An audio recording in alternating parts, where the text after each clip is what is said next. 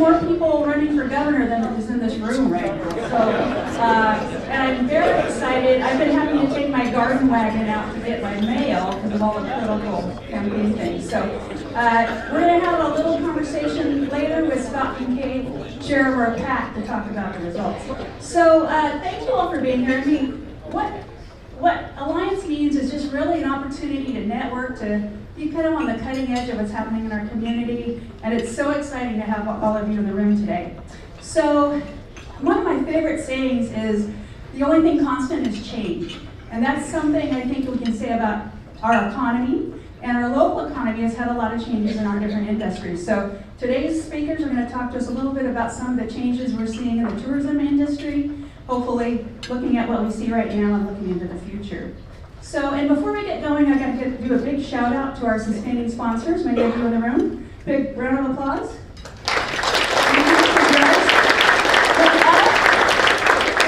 Support the great work we do in the Alliance, whether it's our civic brief, our GMMs, our community engagement, and our networking could not happen. So very important people to us, and we thank you for not only showing your financial support, but just your love of our organization. So big shout out, Don Mills, one of my faves. It's awesome. He is here every month with us, and kind of memorializing all the great speakers we have and the programs that we present to you. So with that, I would like to introduce our Executive Director, Ty Mooney.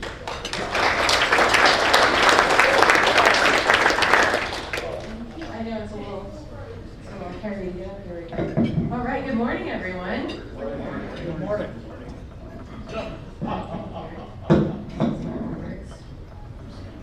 All right. Oh. Emojis for your day. Perfect.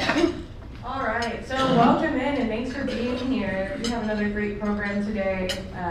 We do have a little bit of a change in our speaker lineup. So unfortunately, Terry Starks is unable to make it, but I have like the infinity stone of contacts, and one of my little superheroes is Gerard Duduche. He was so willing, as my godfather, he's kind of obligated to step in and help me in a pinch. So I'm so grateful. It will add a great additional lens to this conversation. It will be much more dynamic with the panel we have, so very grateful that you're here today, and thanks for stepping in. These conversations are my favorite part of my job. It really is the core value. It's being able to bring people together and not just talk about the data, but talk about the why and how it's impacting the people that are actually in the industry. And so today is no exception. The panel will be here and talking about what it's like on the ground in their industry and how this data is actually impacting them daily. So I'm grateful to have a great panel. Grateful, Claudia, for helping me set that up, so thank you. She's going to moderate this panel today. And I'll let Tommy introduce them all. On top of that, we have a long list of events. This year we have lined up more in advance than ever, mainly because we've just had so many speakers coming to our door with excellent pitches. Usually we try to keep some gaps so we have what's hot coming up, but this year we kind of got bombarded. So we have a great lineup. You're going to want to be here. Mark your calendars. A lot of electeds coming this year. So yeah, join the growing list. And with that, I want to note that if you are not a member, you're going to want to become one. In the past, many of you will remember these events were exclusive as a member benefit. It was something that we offered to the people who funded this organization and the work that we do. It was for our members and our members' guests. And during COVID, we unleashed it to allow community in, but as we grow and strengthen, it's really time to bring it back to its core roots as a member benefit. So today, if you're here as a guest and you meet someone, you make a new connection, you learn something new, consider becoming a member. Join the team, don't be on the sidelines. Participate in what we do here. It does take the voices of all of you to get this work done. And to incentivize it a bit more. The dollars that you spent to attend today will go towards your membership credit. So come to me after and we'll get you registered in so you can continue to attend these great events. Like I said, we have an exceptional lineup, so you're going to want to be here. Okay, so that's my pitch.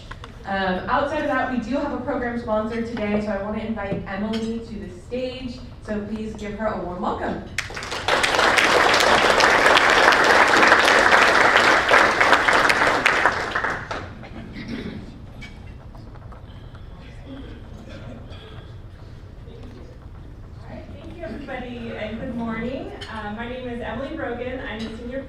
Officer of United Policyholders, a nonprofit organization. We have been around for 35 years, and so we're celebrating a big anniversary this year, and I'm so grateful for the opportunity to tell you a little bit more about our work. So you might know us through our Roadmap to Recovery program. So while we are an organization that's based in the Bay Area, we are a national organization with deep roots right here because we were able to help after the Tubbs and Atlas and Kincaid fire through our Roadmap to Recovery program, where we help individuals and businesses navigate the insurance process in order to get back home and back to business. We also have a preparedness program where we take those lessons learned the hard way and see what is really difficult to solve before disasters and educate insurance consumers on what is in their policy, what's worth it, and then how to reduce costs more and more since we're in a really challenging market. So we work towards solutions. We take these big problems and just try and take them bite by bite and work with our stakeholders to just really try and move the needle. Advocacy work that is not necessarily the most exciting. It is challenging, but we're able to do this, and it helps everybody here and everybody in California and across the nation by having a voice and an information resource for insurance, right? So we don't take money from insurance companies, but we do hold an annual fundraiser where we are able to get support from individuals and businesses. Our big recovery efforts are funded mostly through foundation grants, and then we're able to go in and do the work before you do the application through funds raised at Up to Good. We'll be bringing our national audience to Sonoma County, just down the road to Deloche Vineyards on Saturday, September 26th, to raise funds for all of these programs. So thank you so much for the time. I hope I have an information table out front. I hope to run into you. I had some great conversations beforehand, so just thank you all for this opportunity.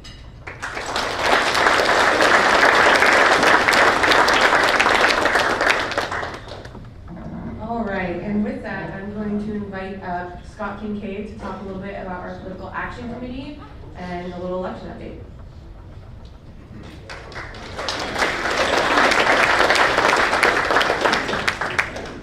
Good morning. So I'm Scott Kincaid with Facility Development Company. We're a commercial general contractor here locally in Santa Rosa. I am also the esteemed chairman of SCAPAC. SCAPAC is a nonpartisan political action committee. The Board of Trustees of SCAPAC is completely separate from the Business Alliance Sonoma County Board. We do not take consecutive votes or have any input with each other, so just wanted to make that perfectly clear. We currently have 28 trustees serving across many business and labor and organizational sectors.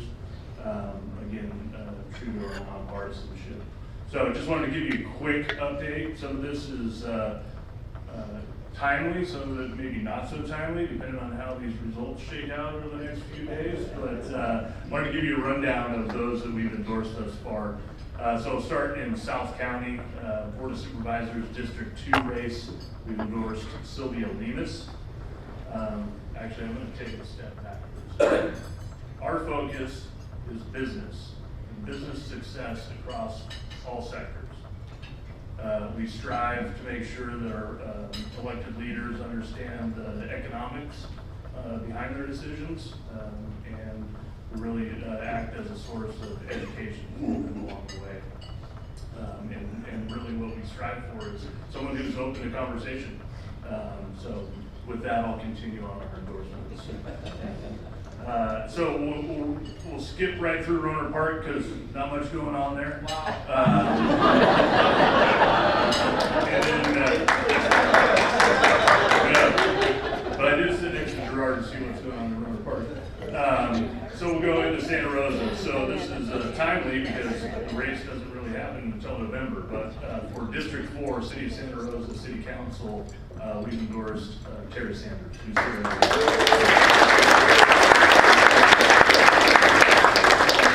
And then we'll go a step further north and we'll hit Windsor. So we've endorsed Tanya Potter for Windsor Mayor, currently running unopposed, I believe, unless someone threw their hat in late. but she's a wonderful human being and a great leader. Going a bit further north, we've got District 4 County Supervisor. We've endorsed Tom Schwethelm. And we also endorse local ballot measures, so none of the stuff that we do happens on the state or federal level. We just don't have the bandwidth for that, but from the local level, ballot measures are important to us. So we were and are a yes on Measure B, smart train. So that looks like it has been passed. It's at 70% approval that we're getting on. So with that, always happy to answer any questions you might have. Appreciate the time this morning. Stay tuned for news that State Back will be making in the future. Thank you.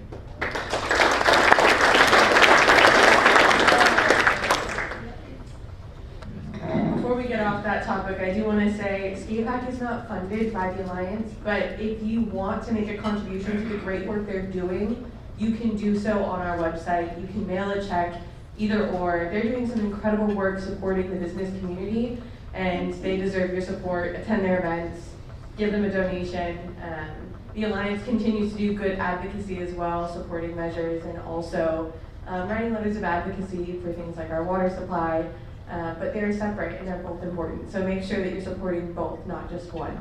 All right, and with that, I'm going to pass it on to self-introduction. So as the mic comes around, you're gonna stand up, you're gonna say your name, your business name, and that's it. And then pass the mic. We wanna get through this so that way we can make sure we get to our panel. All right, we're gonna kick it off over here with Claudia. Claudia Vecchio, Sonoma County Tourism. Joe Martinez, Farmhouse Inn, and Menu Venture the Joes. Good morning, Jonathan So, Sotheby's International Community. I'm pleased to have as my guest Straub, Director of Operations of Palm Hospitality Group.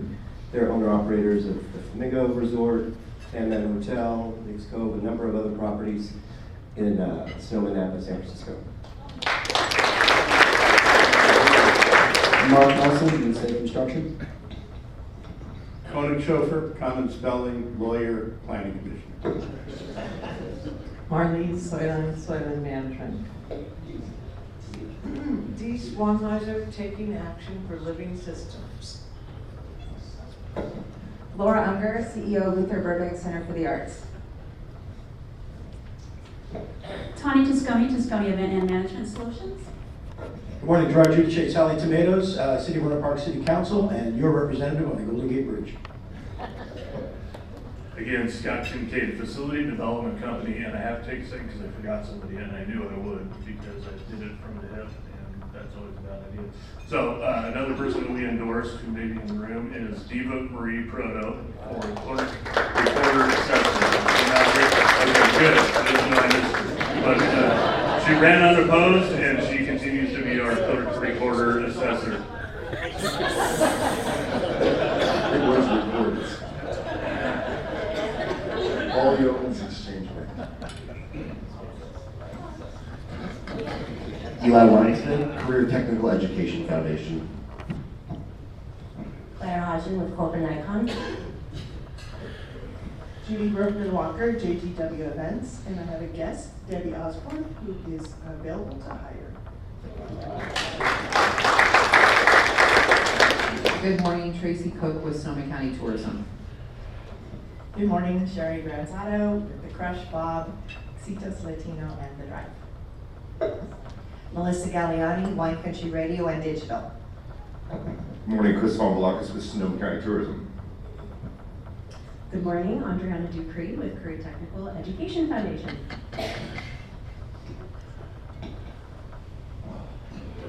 Good morning, Brett Wilmus with Soil and Materials. Mark Soil and Soil and Materials. Good morning, Nick Dexter, Livingston Dexter, and Super Service Format. Artie Dexter, ditto. Greg Hurd with BKF Engineers. I'd like to introduce Mick Menendez. Thank you so much. Mick Menendez, Pacific Advisors. I'm going to violate the rules right away, but on your table, you're going to see a flyer. It's called Paddle for Pages. Historically, we did bocce for books for many years. Again, raising money to address literacy in Sonoma County. I'm going to let my co-chair, Jason Lee, talk a little more about the event coming up. Brian Lane, real estate broker, appraiser, and skate pack treasurer. Jeff Harrison, general manager, Sonoma County Resource Recovery. Good morning, Dick Dowd, retired and a past president of the Business Alliance. Matt Storm with Granite Construction. Good morning, Jen Del Rosario, Sonoma County Office of Education and Schools Rural Sonoma County. Joe Gaffney, St. Vincent de Paul. Sarah Butaro, Sonoma County Tourism Board, Bodega Bay and Beyond, and Sonoma Coast Living. Arthur Cheney, First Tee North Coast, Director. Rob Sandville, KLH Consulting. Good morning, Ben Hampton, Sequoia Computer. Mark Stapp, Sonoma State and Santa Rosa City Council. Good morning, Crystal Vega with 707 Promotions. Howard Dalton, similarly retired and member of the board for skate pack. Good morning, Richard Marzo, Lace House Linen.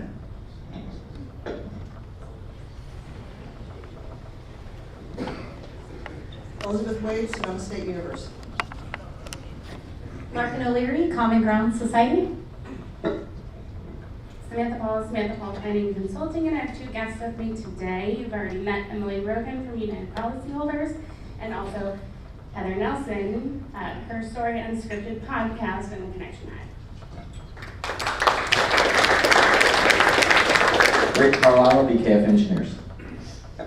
Trevor with Argonaut Constructors. Josh Goff, BMO Commercial Bank. And if you're a guest today, make sure to put your business card up and I'll come collect it because we have a raffle. Kim August, Burbank Housing. Paul Donaldson, Argonaut Constructors, and Board Chair of Burbank Housing. Morning, Aaron Smith with Adobe Associates. Good morning, Jack Byrne, Navigate Inc. Good morning, David Brown, Adobe Associates, Civil Engineers and Land Surveyors.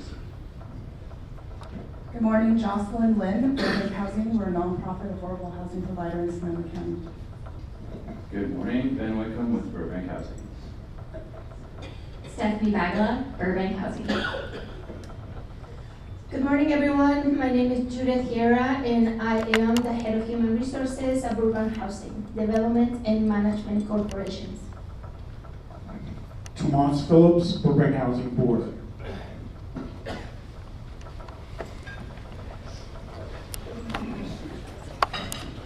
David De Los Santos with TLCD Architecture.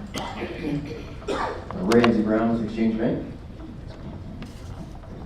Gary Lentz, New American Funding Home Loans, and I'm pleased to have with me Robert Verhoek, who's the owner and president of Best Collateral, chain of pawn stores around Northern California and more importantly downtown Santa Rosa, and future member of the Alliance. He promised. Andre Moran, Graduate Race Consulting Engineers and board member United Way of the Wine Country. Dan Rosacci with the Round Barn Group at Morgan Stanley. Good morning, everyone. Michael Hyman, Transcendence Theater Company. Yeah.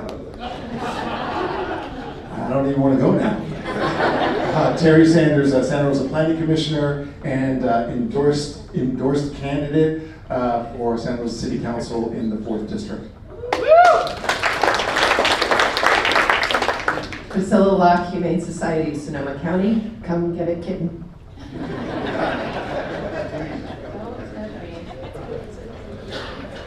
Good morning, Ernest Berghoff, broker and CEO at Berghoff Realty. Kathy Goodacre, consultant, advisor, and coach. Good morning, Mike Lopez, Liberty Company partner. Sanford Bresick, Eagle Strategies Investments, and I have a guest, Marla Shaw. She's with Santa Rosa Business and Commercial, and she sells local businesses for our local people. My name is Argonaut. Ellen McGuire, Lefty College Church. Christine Gonzalez, Argonaut. David Felshner, Sonoma State University. Megan Rhodes, Santa Rosa Junior College. Good morning, Lori Mooney, North Rivers Magazine. Good morning, Paul Schwartz, Corcoran Icon Properties, Commercial Real Estate. Mark Hale, Carlisle Macy. Eugene Goligorsky, retired ICU director at Providence. Jason Lee with Roseland School District, also co-chair of the Education Committee. I was going to say just ditto what Mick said, but he left out the most important part. There's going to be great food, great drink, and great pickleball. August 1st, see the flyer on your table. We're partnering with Schools Rules of Sonoma County to get this money to all schools in our county to support literacy for kids. It's going to be a great event. So August 1st, more information to come. Good morning, J.B. Woods with PCD. We are audio video system integrators. Katie Dillwood with Christopherson Builders. Good morning, Janet Connors, Summit State Bank. Good morning, Ken LaFranchi, Architecture and Development. John Rudolph, PCD Audio Video System Integrators. Good morning, Jim Wallen, Pep Housing. Good morning, Andy Fulton, Recology. Good morning, Curtis Woods with People Ready Staffing.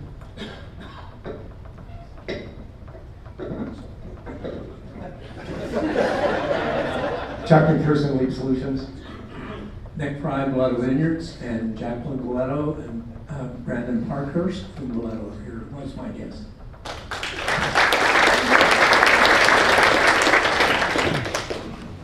Tierney Deal, Boys and Girls Club, Sonoma Marin. Good morning, Casey Mazzoni from Canyon Rock. Scott Crosson from Bold Staffing.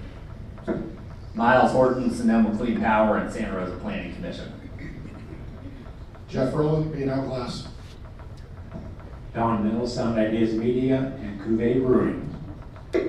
Lisa Wiki Schaffner, North Coast Builders Exchange, and North Bay Construction Corps. I have 105 young people looking for employment, trained, and ready to work.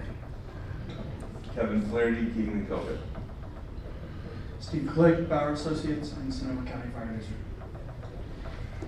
All right, if I didn't get your card, now's the time, because we're gonna do a raffle. So hold it up, I'll come get it, otherwise, perfect. Get my steps in, here we go.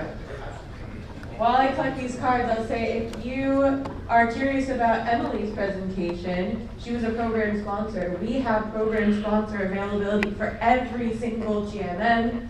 And if you're interested, you could let me know and we'll get you on stage. Oh my gosh, I almost lost my heel. We'll get you on stage at a future GMM. That's more like it. All right, guys, here we go. This is an interesting raffle. Thank you. All right, Tony, I'm gonna shuffle them.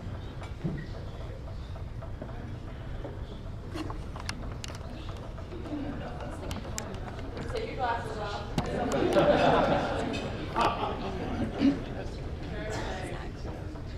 All right, we've got Chris Strepp at Palm House Hospitality.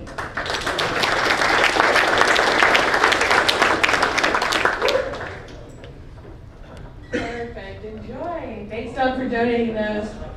All right, and with that, I'll pass it to Tony.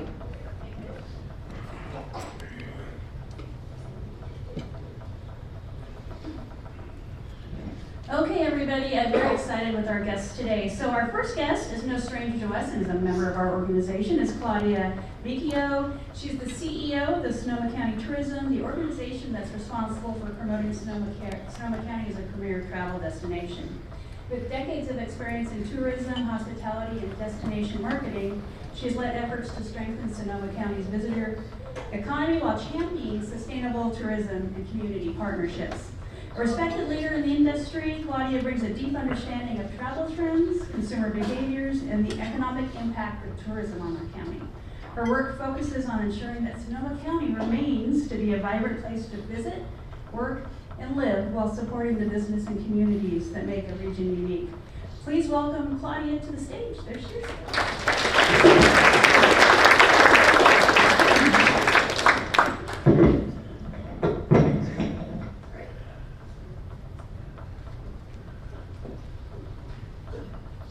Morning, everyone. It's wonderful to be here. We kind of get an annual opportunity to talk a little bit about tourism and talk about what we're doing from an organizational standpoint, so it's always fun to share some of the things we're looking at and some of the thoughts we have for moving this economy forward. As you all likely know, I mean, this is a tourism-driven economy in many ways. Everybody in here is somehow impacted by whether tourism is going well or whether tourism is facing some challenges and facing some headwinds.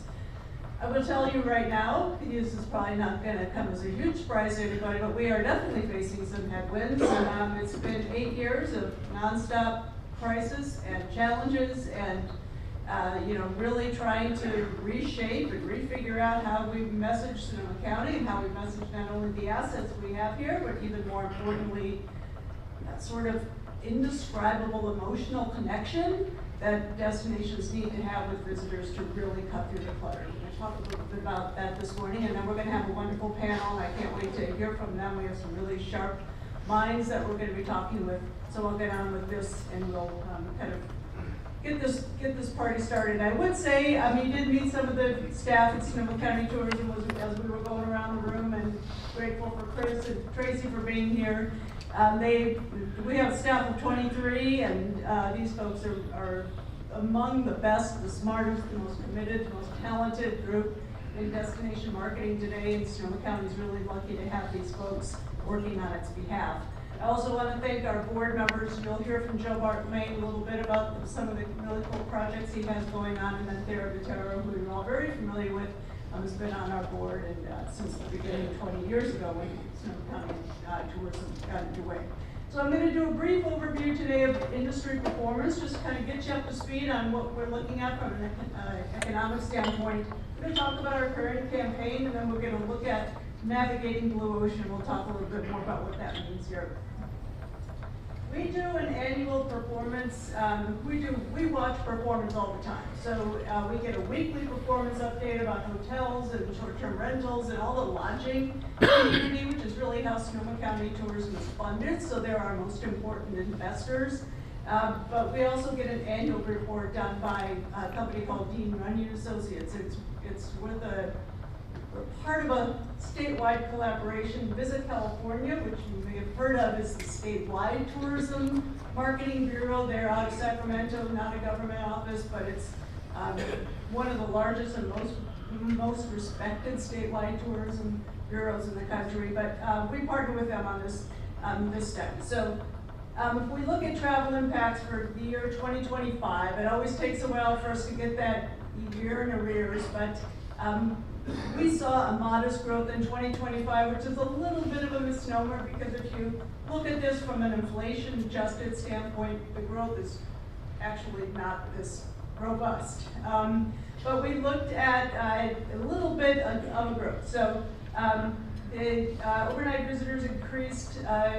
We look more at spending than we do at numbers, and that really comes from the fact that Sonoma County Tourism is not just a marketing organization, although we're going to talk about marketing and how we are looking at kind of cutting through the marketing clutter, but we were the first destination stewardship organization in the country, and that's a whole other conversation, but it really is focused on sustainability and ensuring that our travelers do not have a negative impact on our destination, but rather protect and preserve this exceptional place that we all get to live into the future. So we don't look at numbers as much as we look at spending. And spending was up about 1.3%. Again, if you adjust that for inflation, actually was slightly down year over year. But we are at a $2.4 billion standpoint in terms of visitor spending in Sonoma County. So this is a pretty big business. What we're going to talk about a lot, I hope will make you smile, and it's fun, and that's what tourism needs to be. But at the end of the day, we really are an incredible economic engine. Employment grew a little bit. We're sort of back to pre-pandemic numbers as it relates to employment. We're almost at 24,000 employees in the hospitality and tourism sector, so we're glad about that. And the place that, oddly enough, where we saw the greatest growth was in taxes, both on the state and local level. So the news isn't spectacular. We, of course, work every day to make these numbers grow. But when we look at Sonoma County, as it relates to Napa, sort of our key competitor markets, Napa, SLO, Monterey, we're all kind of tracking along at the same level. I'm not going to go through all of this, but you can see the type of the ways that people are spending their money as it relates to lodging again, which is the industry sector we track most. But you can just see that there's growth across the board. Campgrounds are growing a lot, and there's probably, that's not going to be too terribly surprising to any of you based on the economy we're all living in right now. But there's how money has been spent. The other thing we do is we take a really deep dive into visitors who are coming here to better understand who they are, where they're coming from, what they want to do while they're here, so we make really smart marketing decisions. So I'll go through some demographics, and I have hundreds of slides of demographics. If anybody's interested in more information, I have tons of that. But we look at this because it's interesting for us to see how we're messaging and how we get the type of traveler that we really are looking for, and that is that one that will protect and preserve this amazing destination. So anyway, the average party size is 2.9. I don't know where that 0.9 comes from, but the 2.9 average party size, and you can see we have a little bit of an uptick in families, that's been a trend that's been going on for a couple of years. We have long sort of been that 45 plus adult destination, but now we're seeing more families come here. And so we're kind of shifting how we talk about Sonoma County based on that. The average number of nights people are staying is 3.1, and that is definitely up year over year. And that's really important because we look at people who stay longer, spend more money while they're here. So historically, we've really had that bread and butter Bay Area traveler, which is great, and we don't want to divorce ourselves from that traveler, but you all heard from John Stout, I think it was the last meeting, about these direct flight markets, and that is really where we focus our marketing, because those folks do have to fly in. That means they're going to be here for a little bit longer, and we're seeing that starting to show up in the results of how long people are staying. So you can see the uptick in the 5 to 6 nights and 7+ nights. It's kind of surprising because we do have much less international travel, and that was about 10% of our overnight visitation before, and obviously those people come from a lot farther away, but we are across the industry seeing the pressures on that one. But love to see that people are staying here longer. All kinds of good reasons for them to do that. I added this slide just because we're going to talk about a program here in just a second, but we are continuing to see an increase in travelers with disabilities, travelers who need some kind of accessible accommodation. This has been the trend for a while. As people age and travelers with disabilities have more resources available to them, we are seeing that increase. So we are taking a watch of that, and I'll show you a program that we're doing in a little bit of how we are meeting that need. This is I just showed you this slide because it's kind of interesting, but this is what we see every single year. Visiting friends and relatives is always going to be the #1 reason people travel in general, not only come to Sonoma County. Touring is that sort of weird, just general. People come, obviously this is a beautiful place to drive around, and so people do that. And a lot of our messaging is to get out and explore Sonoma County. That makes them stay a little longer and spend a little more money, so it's nice to see that has an uptick. We also look at personas and who's coming to Sonoma County, because this really helps us to be super surgical on the way we message this area. And again, this reflects a lot of what's happening in the economy, so you'll see that the #1 is budget-friendly traveler. This is why campgrounds are so high. This is why some of our sort of mid-scale hotel properties are feeling a little bit of a pinch, because these budget-friendly travelers are seeking different types of lodging options. But you'll see culture, heritage, of course, an incredibly important demographic for us. Family travelers, you can see 13%, outdoor adventure 10%, Business travelers, we do, in Sonoma County Tourism, we do have a whole meeting sector. We look for those who are bringing both business and leisure groups into Sonoma County. And then the luxury traveler, which is important to us, but not overly important, and we can talk about that again. It's a whole other conversation. I'm just going to kind of run through this. Entertainment, of course, lots of people come to Sonoma County, and this is where wineries come in, along with winery and wine visits into entertainment, as it should be. Other activities you can see: agritourism, attending a celebration, spas, film tourism, picnicking. Really, it's kind of a wide range of needs what people come. The interesting thing about Sonoma County, and this is a good and a bad problem to have, and that is that we have very, very loyal fans.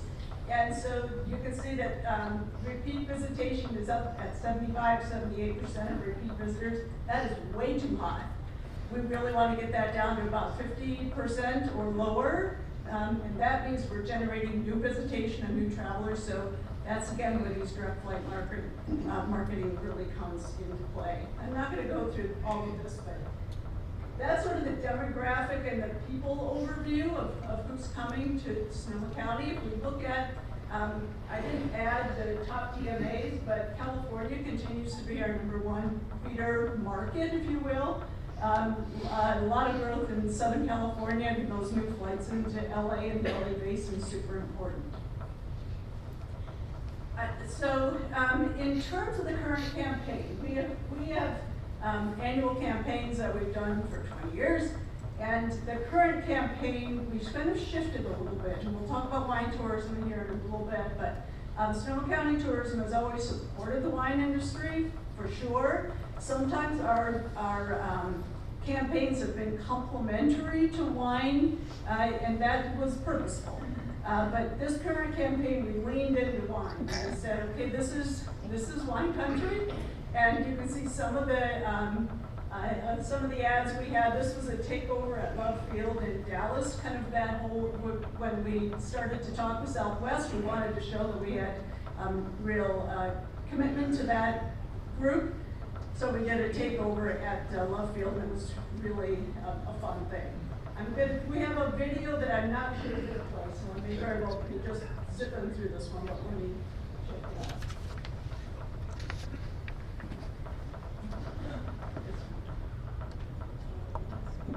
Oh, it's spinning.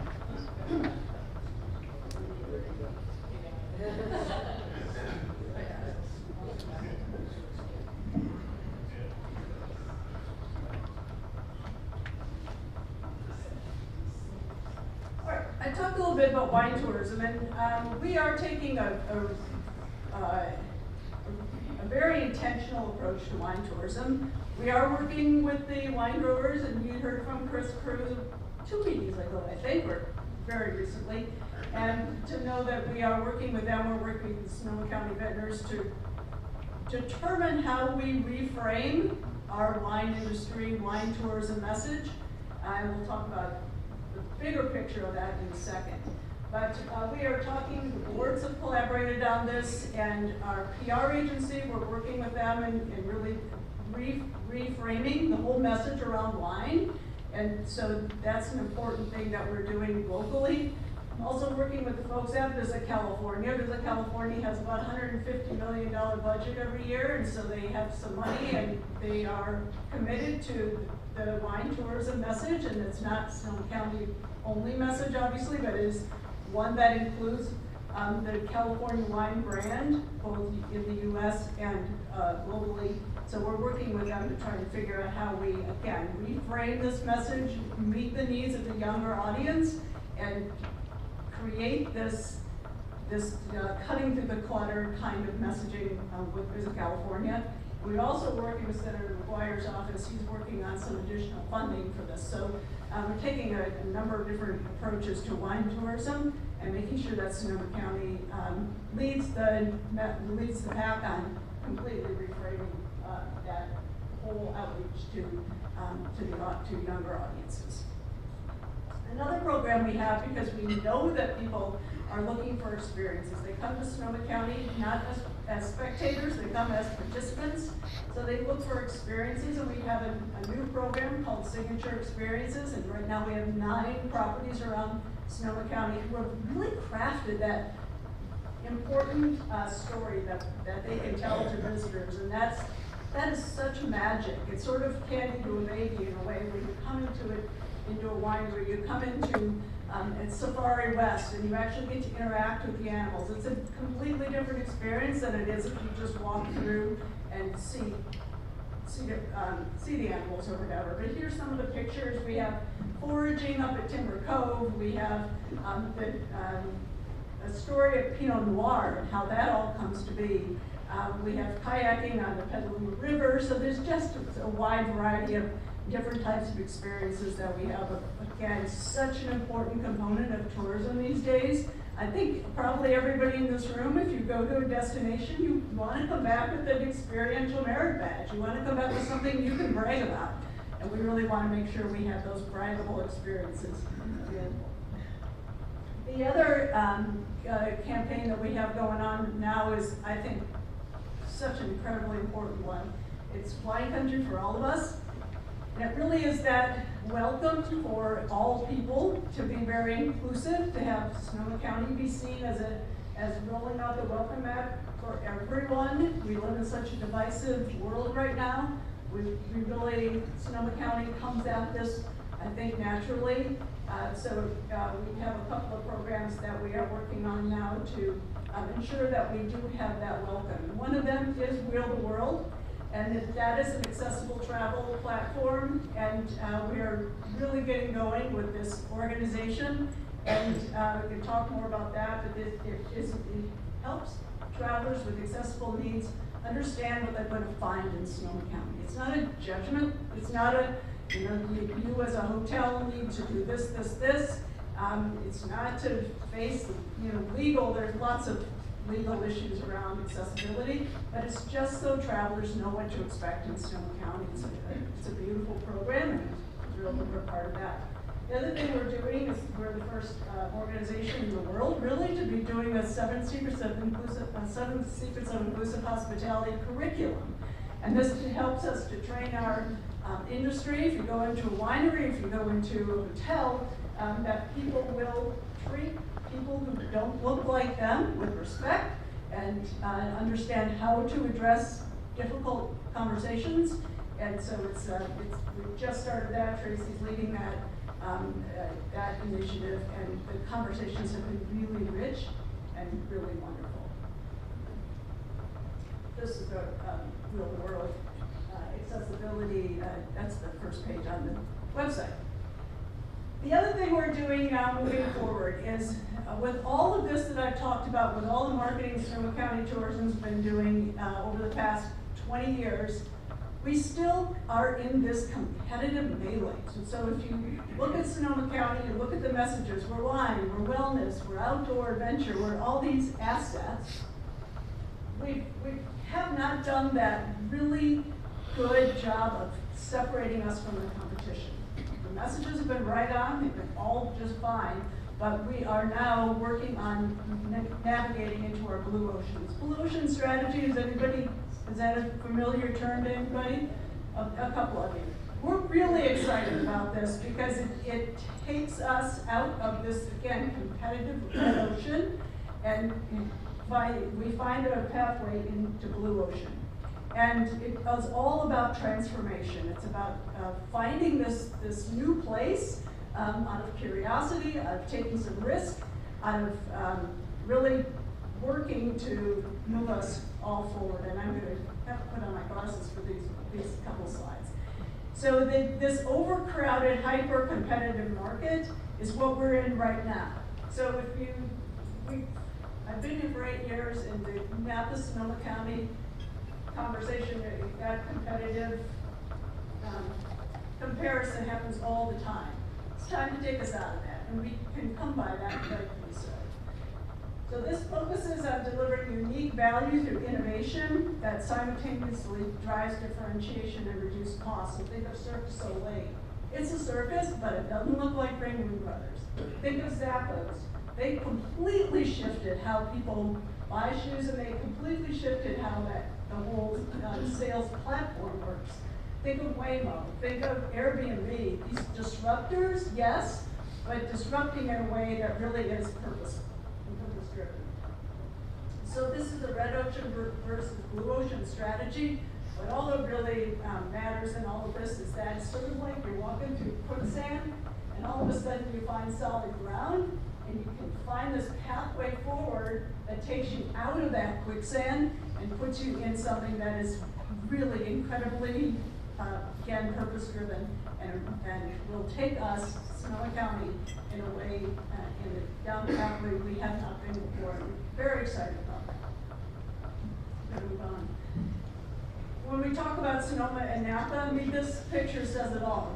You all as Sonoma County people, this is the difference. I mean, this is who we are as Sonoma Countyans, and this is who Napa is. The difference couldn't be more stark, if you will. So what rings true in all of this age-old term of authenticity that's super important, the idea of community. And this is in both in sort of psychology and the psychology of travel, building this community and having Sonoma County be a place where people long to be because these are their people, and this is the cultural and emotional credibility that we are looking for. We're grounded, we're rooted, we're connected. Sonoma County as this third place. You have your home, you have your work. Your third place is Sonoma County because it's the place you feel so very comfortable. So in the end, we are looking for Sonoma County people, looking for people who share the values of all of you in this room. We've been having community conversations where we're talking to people about the DNA and what makes this place unique from a community standpoint. Tourism used to just jump over the community because we were all about marketing out there to people who don't live here, but now it's all about people who do live here. You're the ones who interact with travelers, you're the ones who create this platform, you're the ones who create this community. So we have come back and we are looking at community. Ultimately, what this is going to end in is a new brand launch that'll happen on October 1st at our annual meeting, and we're excited about that. It really will reshape how we look at Sonoma County, how we look at this place as a tourism destination. So that's kind of what we're doing as an organizational front, and we look forward to continuing these community conversations, continuing to find this blue ocean, continuing to find our way forward that takes us out of the competitive world that we've been kind of mired in for so long, and really does find a new place for Sonoma County in the messaging around that. So that's what I have, and I guess we'll call up the panelists now, and we'll move on with that conversation. I'm happy to answer any questions, but let's get the panel going because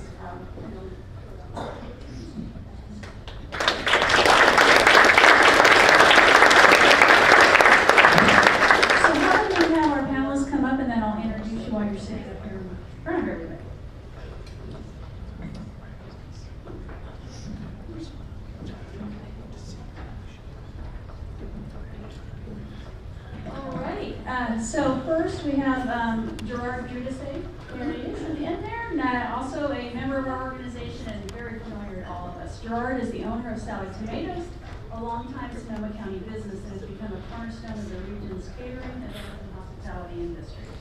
Through decades of serving residents, businesses, nonprofits, and visitors, he's developed a first-hand understanding of the trends shaping consumer behavior, tourism, workforce needs, and the local economy. Beyond his business leadership, Gerard has dedicated countless hours to public service and community involvement, serving in leadership roles with Rotary, local government, commissions and councils, regional transportation organizations, and numerous nonprofit and civic initiatives. Deeply rooted in Sonoma County, he's known as a connector, an advocate, and champion for the community, bringing both an entrepreneurial and civic perspective to discussions about the region's future. Thank you, Gerard. Next, we have Laura Enger. Laura brings more than 20 years of leadership experience in the performing arts with a proven track record in fundraising, strategic growth, and community engagement. Prior to joining the LBC for the Arts as president and CEO, she served as executive director of the Performing Arts Center in Eastside Bellevue, Washington. So welcome down. And previously spent 9 years as CEO of the Pasadena Symphony, where she led significant organizational growth and expanded our education programs. Known for building strong community partnerships and creating programs that balance artistic excellence with broad audience appeal, Laura is passionate about the roles arts and culture plays in strengthening communities and enhancing qualities of life. Joe, I butchered your last name, and I've known you forever. Bartolome. Joe is a hospitality entrepreneur, developer, and fifth-generation Sonoma County vineyard steward who has spent more than 20 years creating exceptional guest experiences. Best known for transforming a rundown collection of cottages into the nationally acclaimed Farmhouse Inn, which, if you have ever been, absolutely stunning. Joe helped redefine luxury hospitality in wine country through a focus on authenticity, connection, and sense of place. In addition to his work in hospitality, he has co-founded a successful wine brand and contributed to development projects through Sonoma County. Today, Joe serves as CEO of the Joes. Very cool. Bringing together vision, hospitality experience, and a deep commitment to Sonoma County. So welcome, and we're going to let Claudia take it off.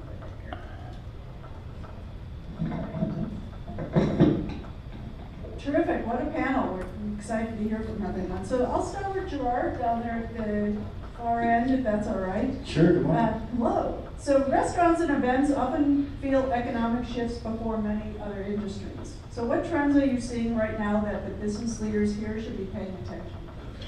Yeah, so we sell 3 different types of products at Sally Tomatoes. One's a full-service off-property catering operation. The other is we manage the event center at Sonoma Village, and the third is pickup and delivery. And what we've noticed is a huge surge in the need for pickup and delivery because it's a cheaper alternative. So people are still giving birth, they're still passing away, they're still getting married, but our industry is predicated on disposable income. And when that shrinks, people look for different ways to accomplish their goals. I get lots of calls looking for folks to do it a little bit more on the cheap, if you will, right? What can they do to participate to reduce labor hours, which is a huge part of what we do. So I'm getting calls from weddings saying, oh, don't worry, we'll do the setup, we'll do the breakdown. I'm like, really, you're gonna do that? So people are trying to think outside the box, and that is concerning, and a lot of the corporate business has dried up, for sure. Medical is still strong, but a lot of the corporate business has really significantly reduced. And once again, they're putting more of the burden on those EAs or their administrative assistants to kind of manage the catering as it comes in, right? So the pickup and delivery becomes a much more affordable, option. So that's kind of some of the stuff that we're seeing in catering. Yeah, but it's a bigger trend, and really is that bifurcation of tourism and how people are spending discretionary income. Because I often say tourism is, our competitors aren't just Napa and Slow. Our competitors are Sony, are Nike, are other ways people are spending their discretionary income. So we really need to look at, when we look at who our travelers are, we look at that same sort of thing. So the bifurcation is people are, the economy sector is, as I showed, growing, and the luxury sector, I showed, was growing as well. So Joe, let's look at the luxury when we look at the other side of this.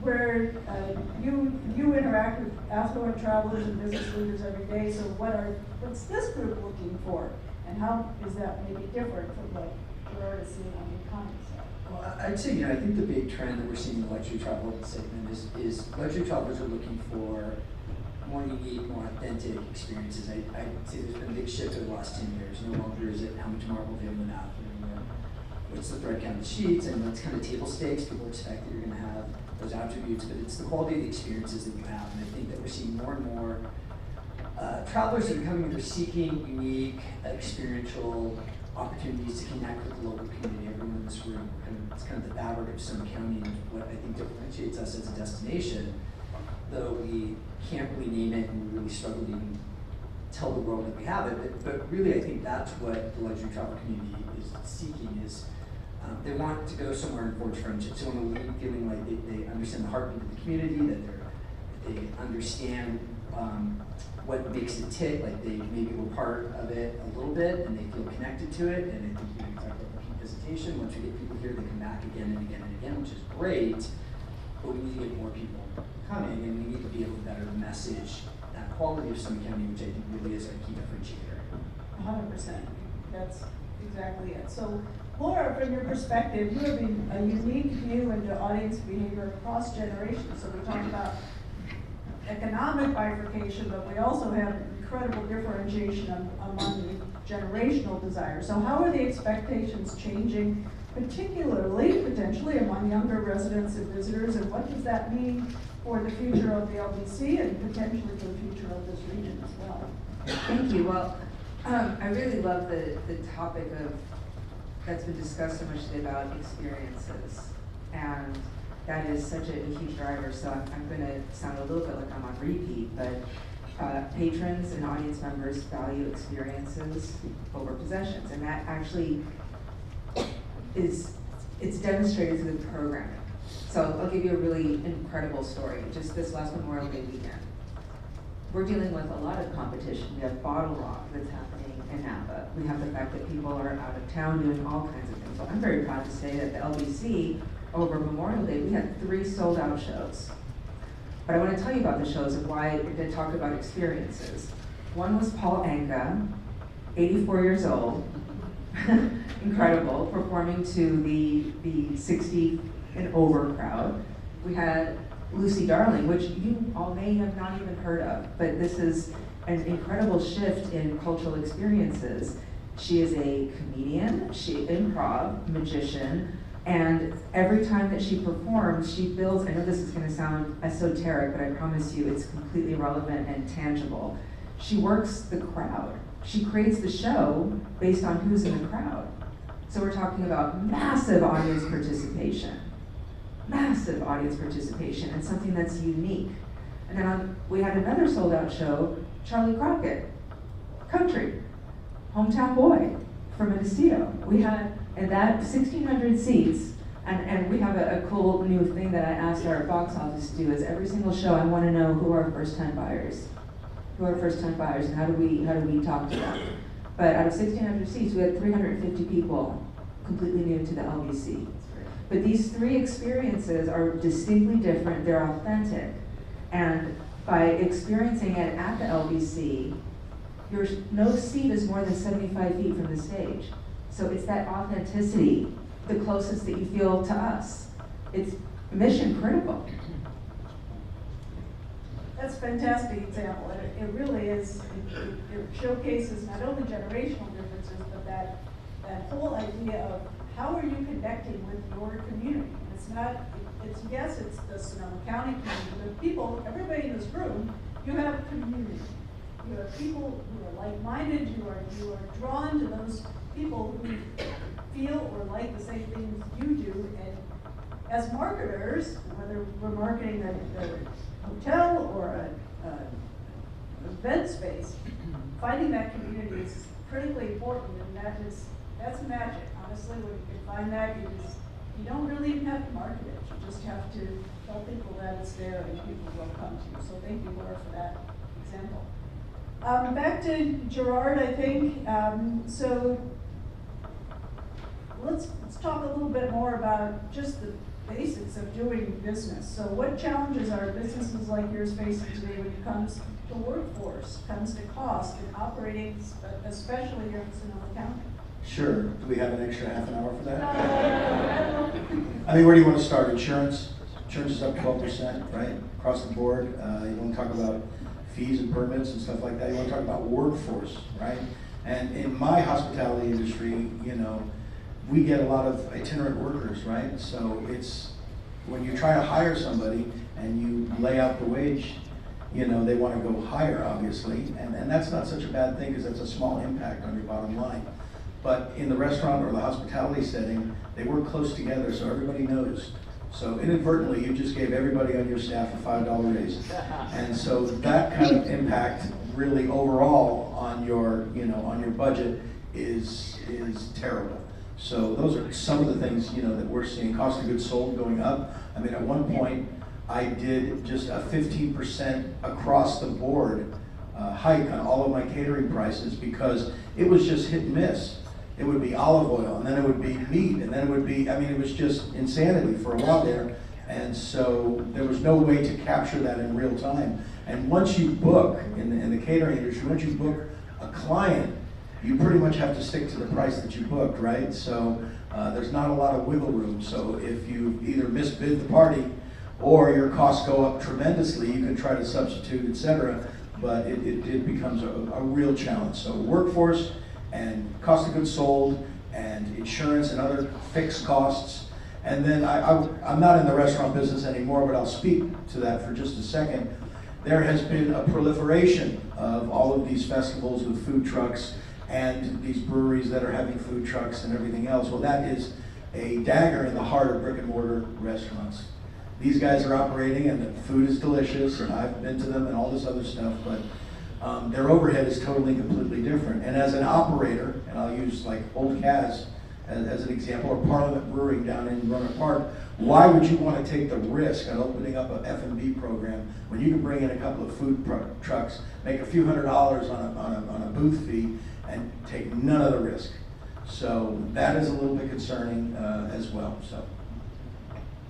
Very interesting, because there is a proliferation of food trucks, and there's definitely a generational piece where that is seen as really the cool thing, and so it does definitely make a difference economically with our incredibly important restaurants.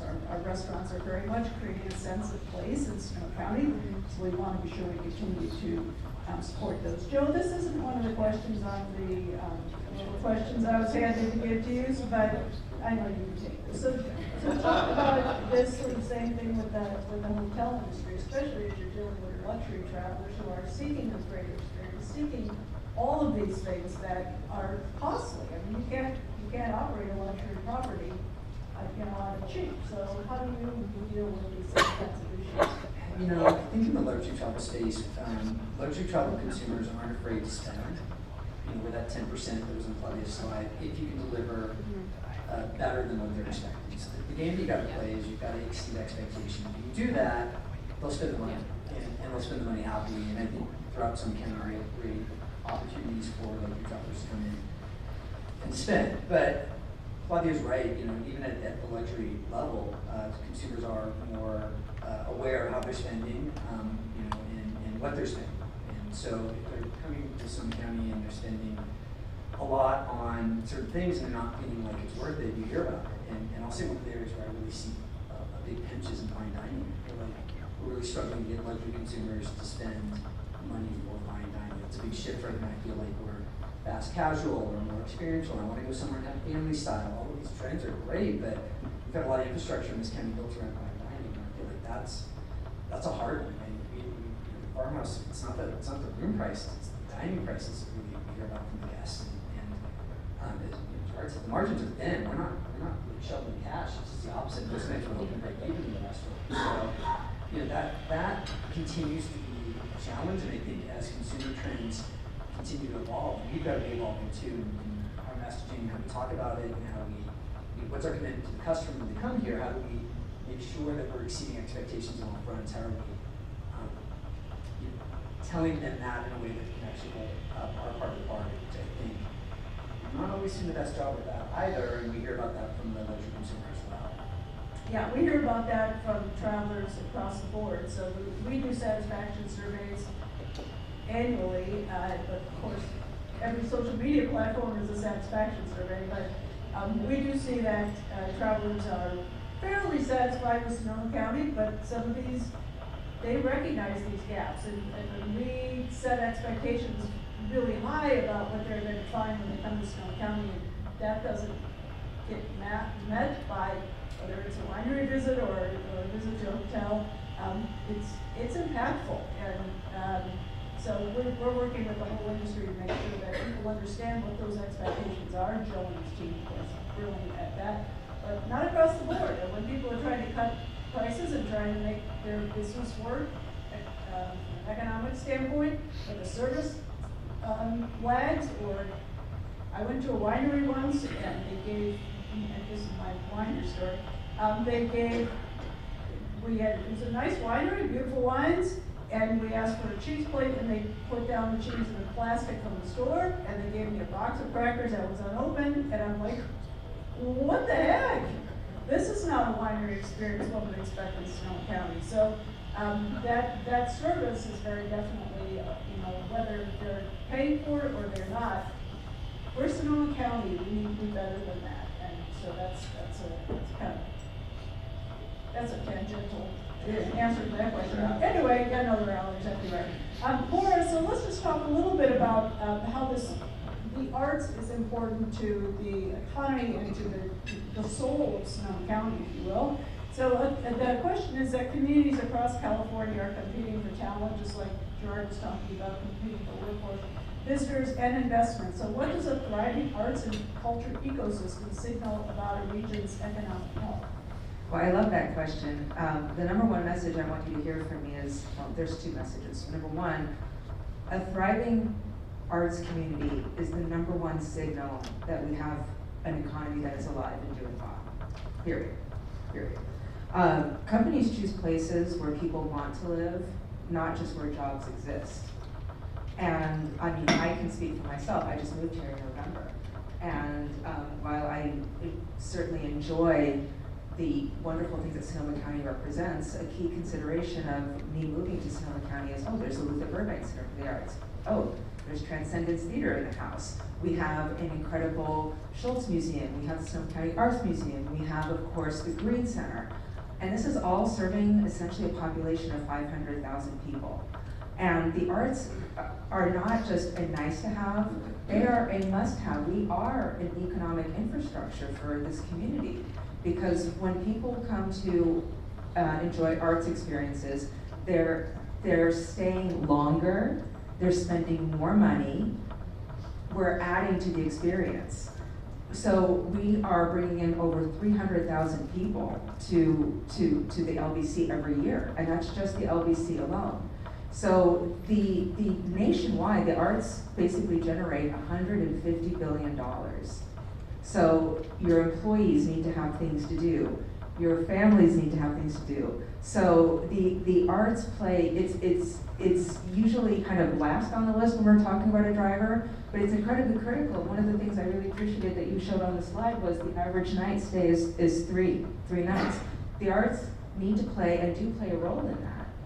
Because it's wonderful to enjoy wine, it's wonderful to go for a walk, but people want experiences. The arts play a critical role in maximizing how much spend is happening per tourist.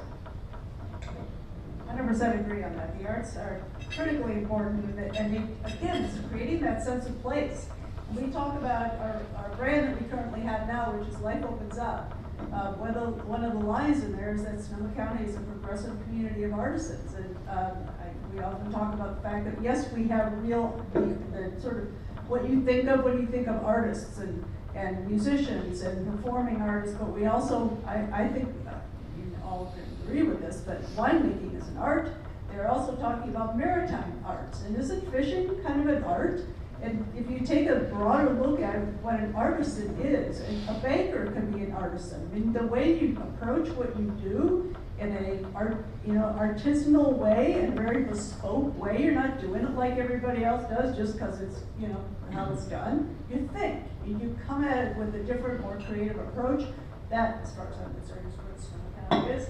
The arts is an incredibly important part of that. So let's look at the future. Let's talk about the future. We're talking about a lot of current things here, so let's kind of take a periscope up into the future. Gerard, when you think about Sonoma County's future, what do you see as the greatest opportunities for growth and economic success?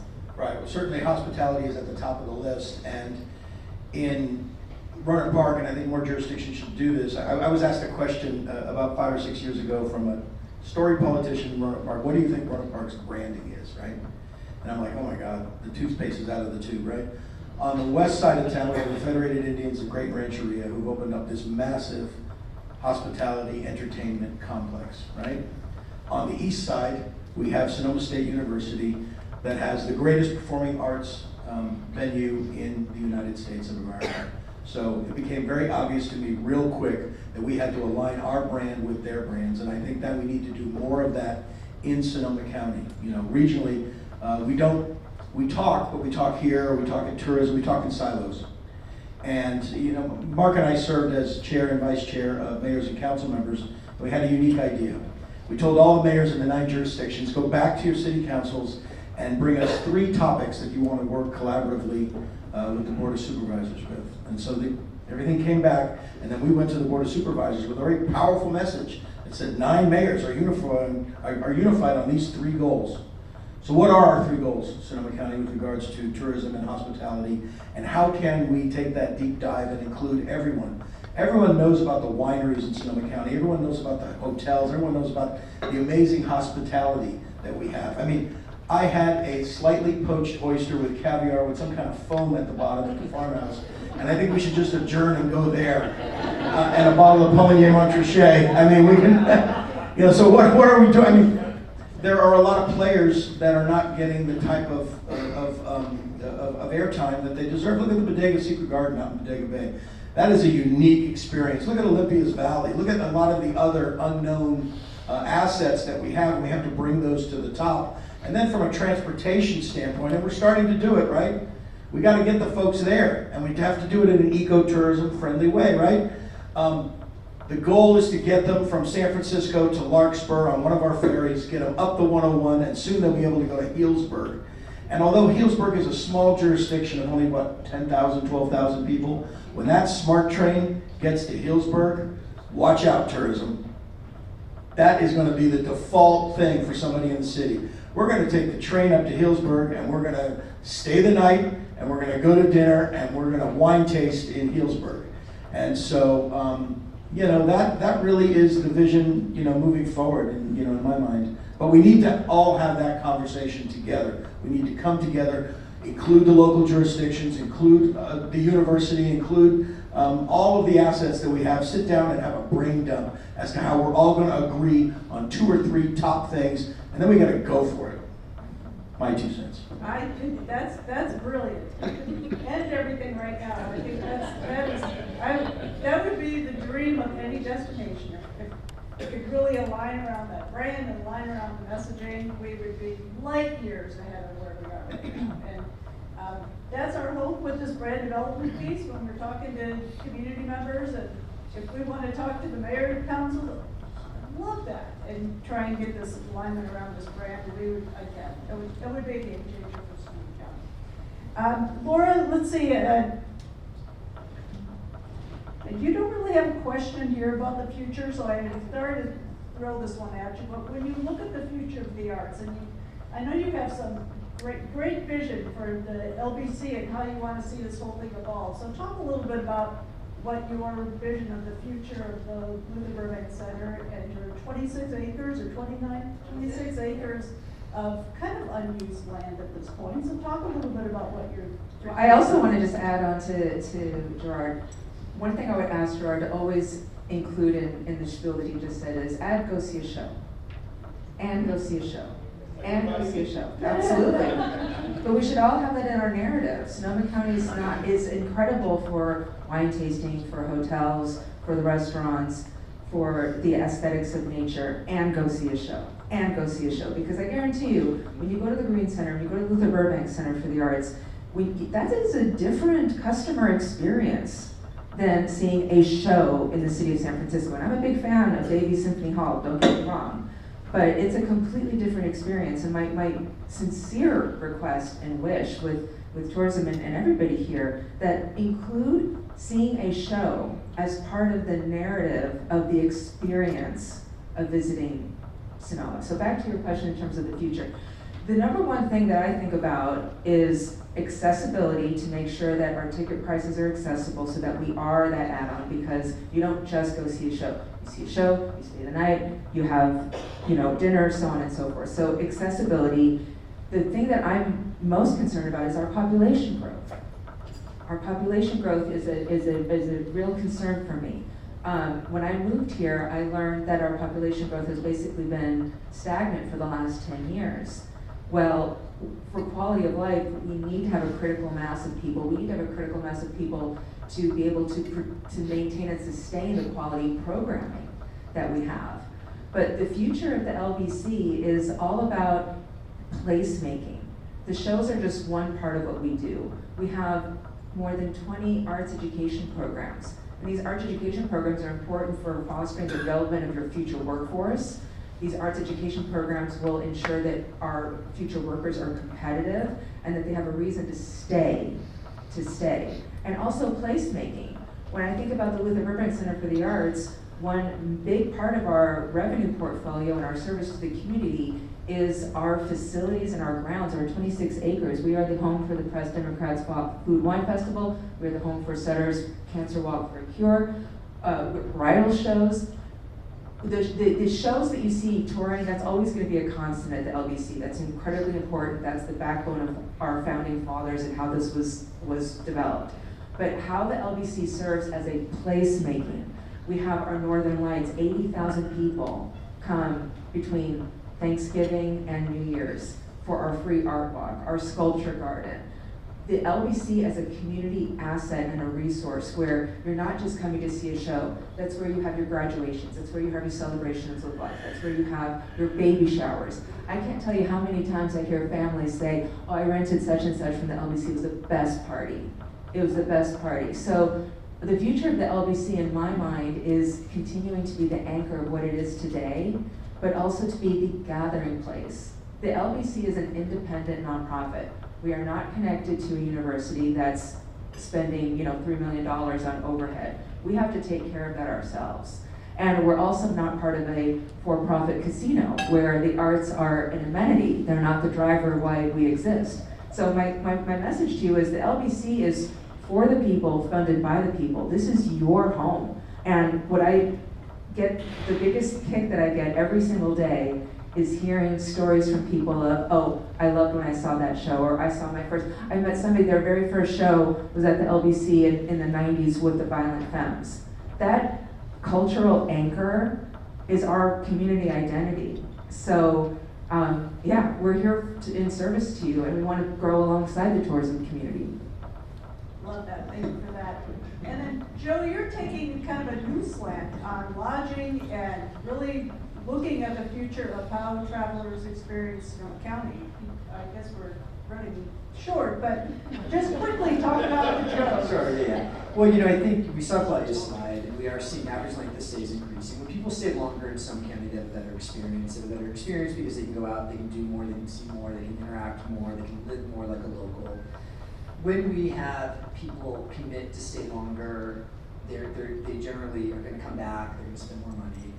So my new project at Joe's is all about 30-day home rental. We've got 7,000 plus homes in Napa and Sonoma County, as part of it, that are second homes that are ineligible for short-term rental permits. It's an empty 9 months of the year. So we're looking at ways to get people to stay in those homes, live here like a local, support the restaurants, support the arts, do all the great things above and beyond wine tasting, and really, have the best Sonoma County experience. And so we've got, I think, 57 homes now on our platform, all over wine country. We're growing in other markets as well. But it's kind of an opportunity that we saw when we really just understood the amount of homes that's empty, that are not being used, and the economic development alone. If we can get people in those homes, the impacts it has on our local towns and our communities, and all of the businesses are reliant on people coming and staying.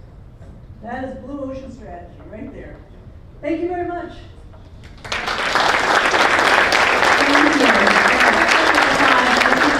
Listening to these folks up here with their passion and their knowledge and their experience, we are very lucky in Sonoma County to have them working for us. So thank you all for being here. Just another plug, if you are considering membership and you, probably the next 24 hours, join, you get today's meal, your ticket free off of that membership. So hopefully you'll all consider that. I appreciate you guys considering that. And July 1st, this is going to be a fun one, how red tape is affecting the development communities and our economy. So there you go. Right before 4th of July.